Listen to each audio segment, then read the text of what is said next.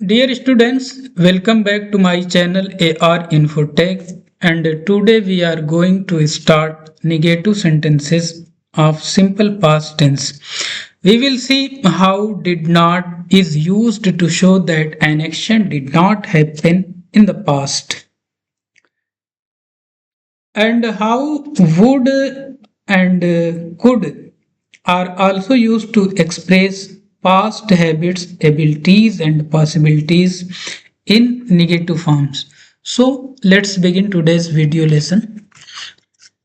तो इसके पहले हम लोग सिंपल पास्ट टेंस में पॉजिटिव सेंटेंस के बारे में जाने थे, इसकी स्ट्रक्चर क्या होगी उसको हम लोगों ने सीखा था, इसका बेस क्या होता है, इस टेंस का वजन क्या है जो नॉर्मल है, ये सारी बातें आपके सामने आ गई थी। अगर आया गया, आया था, आता था, इस तरह के वजन पर आए, जैसे मैं स्कूल जाता था, तुम लोग क्रिकेट खेलते थे, वह स्कूल गया, मैंने खाना खाया, इस तरह अगर सेंटेंस आए हमारे सामने तो ये इसका बेसिक वजन है इस टेंस का, और इसमें किसी और वर्ड को यूज करने की कोई जरूरत नहीं है।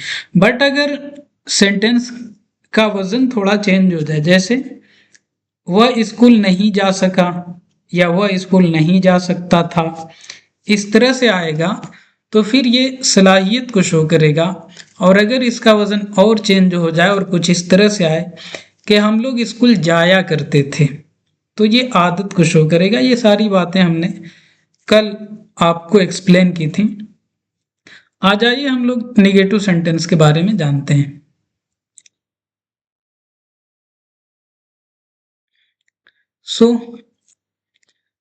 तो इसमें क्या होगा कि सबसे पहले हम हेल्पिंग वर्ब यहाँ ऐड करने वाले हैं डिड, जो इसका बेसिक हेल्पिंग वर्ब है सिंपल पास्ट टेंस का।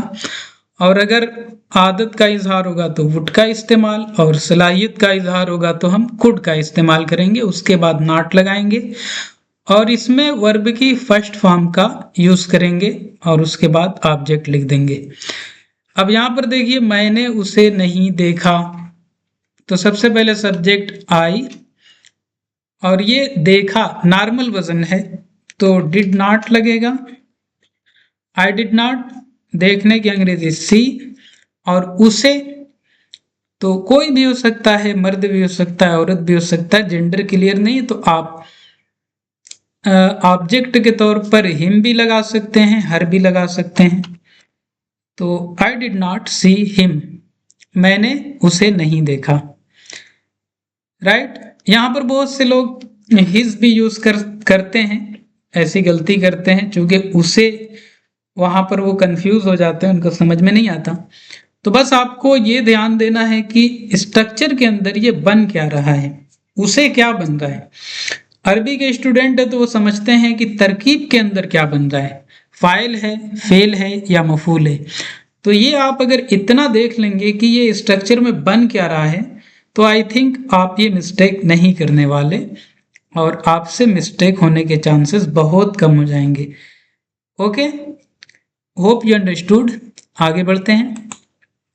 वो अपने घर नहीं जा सका, इसका वजन देखिए, वह अपने घर नहीं जा सका, तो बनाएंगे इसको ही, और उसके बाद यहाँ पर सलाहियत का इजहार हो रहा है तो कुड इस्तेमाल करेंगे, ही कुड नॉट, और उसके बाद जाना की अंग्रेजी होगी गो, ही कुड नॉट गो, और घर के लिए होम इस्तेमाल करते हैं और यहाँ पर टू का इस्तेमाल नहीं होगा क्योंकि होम एक एडवर्ब ऑफ प्लेस है, एडवर्ब ऑफ प्लेस से पहले टू नहीं आता।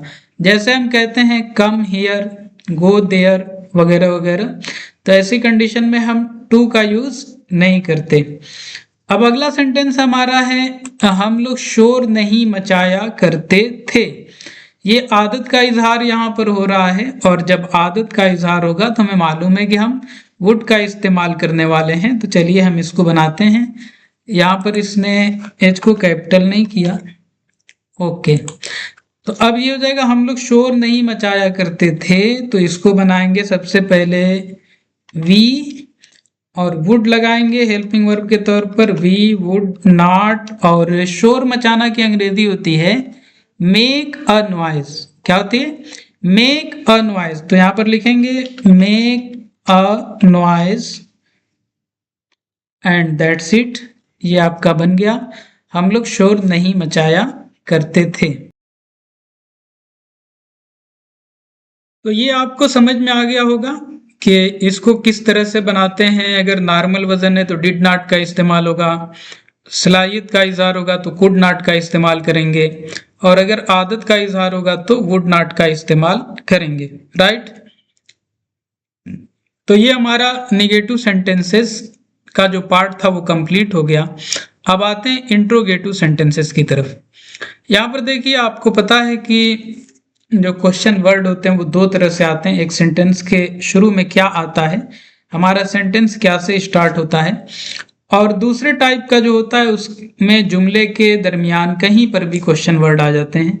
रूल हमारा ये है कि अगर हमारा सेंटेंस क्या से स्टार्ट होगा तो उसकी अंग्रेजी नहीं लिखेंगे, बल्कि सब्जेक्ट को देखते हुए हेल्पिंग वर्ब पहले लिखेंगे।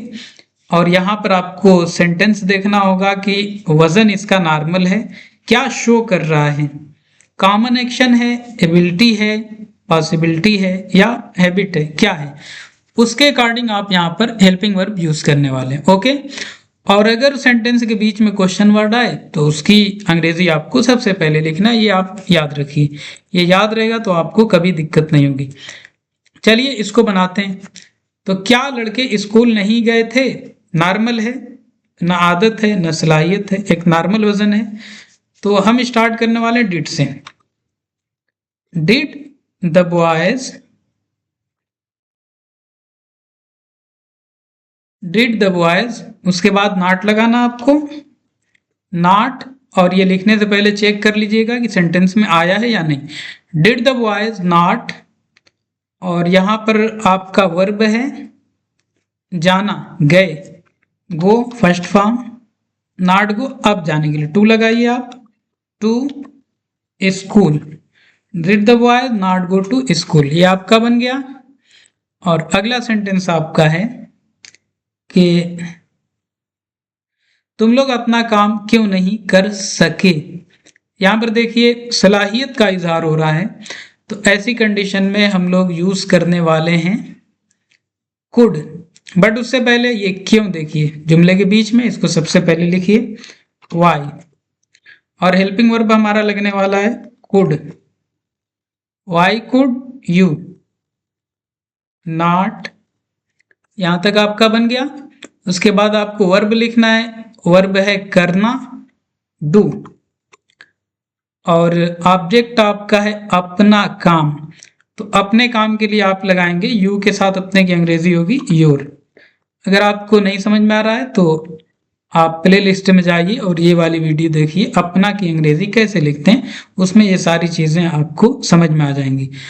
तो Y could you not do your work, ये आपका बन गया। और क्वेश्चन मार्क लगाना न भूलें, इसमें भी बहुत से स्टूडेंट मिस्टेक करते हैं, क्वेश्चन मार्क की जगह फुल स्टॉप लगा देते हैं। तो पंक्चुएशन पर भी हमने एक सेपरेट वीडियो बनाई है, उसको भी आप जाकर देख सकते हैं। इंग्लिश ग्रामर की प्लेलिस्ट है के अंदर, सबकी अलग अलग प्लेलिस्ट है, तो आप वहां पर जाकर उसको चेकआउट कर सकते हैं, उसको वॉच कर सकते हैं। तो उम्मीद करते हैं कि ये आपको समझ में आया होगा। बहुत ही आसान तरीके से हमने समझाने की कोशिश की। और यहाँ पर आपको होमवर्क दिया जा रहा है, मैं किताब नहीं खरीद सका, क्या वो लोग स्कूल नहीं जाया करते थे, असलम ने तुम्हारी मदद क्यों नहीं की। तो इसको आप ज़रूर से बनाइए, बनाकर कमेंट बॉक्स में सेंड कीजिए ताकि आपकी प्रैक्टिस हो। और जब तक आपकी प्रैक्टिस नहीं होगी तब तक आप बोल नहीं सकते। और टेंस सिखाने का मकसद भी यही है कि आप अंग्रेजी बोलना स्टार्ट करें। शुरुआत का कोई दिन नहीं होता, वो आज से ही आपको शुरू करना पड़ेगा। जैसे भी आप बोलें आज ही बोलिए, कल के इंतज़ार में कुछ होने वाला नहीं है। तो जो काम कल करना है उसको आज कीजिए, जो आज करना है उसको अभी कीजिए, तभी आप जाकर सक्सेस हो सकते हैं, कामयाब हो सकते हैं और आगे बढ़ सकते हैं। और ये रेस का ज़माना है, तो जो पीछे रह जाएगा उसको कुचल दिया जाएगा, वो बचने वाला नहीं है। तो इसलिए रेस का मतलब आपको फास्ट जाना पड़ेगा, फास्ट ग्रो करना पड़ेगा। उम्मीद करते हैं आपको समझ में आया होगा। वीडियो अच्छी लगी हो तो लाइक कीजिए, शेयर कीजिए और चैनल को सब्सक्राइब करना ना भूलें। Thank you very much. Thanks for watching. Have a nice day.